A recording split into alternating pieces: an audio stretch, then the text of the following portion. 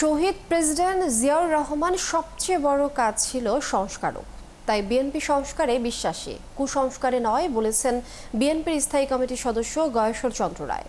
শনিবার বিকেলে নরসিংদীর শিবপুর উপজেলার ইটাখোলা মোড়ে জুলাই অভ্যুত্থানে শহীদদের স্মরণ ও আহতদের সুস্থতা কামনায় আলোচনা ও দোয়া মাহফিলে যোগ দিয়ে তিনি এসব কথা বলেন।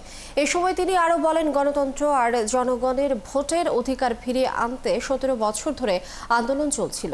বিএনপি ক্ষমতার জন্য পাগল হয়নি, জনগণের ভোটাধিকারের জন্য পাগল। অনুষ্ঠানে বিশেষ অতিথির বক্তব্য রাখেন বিএনপির যুগ্ম মহাসচিব খায়রুল কবির খোকন। যে নির্বাচনে যাবে না তার আগে হিসাব করবেন, বুঝতে পারছেন বিএনপি ক্ষমতায় গেল, বিএনপির ক্ষমতায় যেতে দিবেন না। পিআর সিস্টেম আপনি কারে ভোট দিলেন আপনি জানতে পারবেন না, এটা কোনো সিস্টেম না। আমাদের দেশে যে সংস্কৃতি, রাজনীতিতে, নির্বাচনে সবকিছু মিলা, সেই কারণে আমার দেশের মানুষ যাহা বুঝতে অক্ষম, আপনাদের মতো পণ্ডিতরা তা গিলানোর চেষ্টা করলেন না।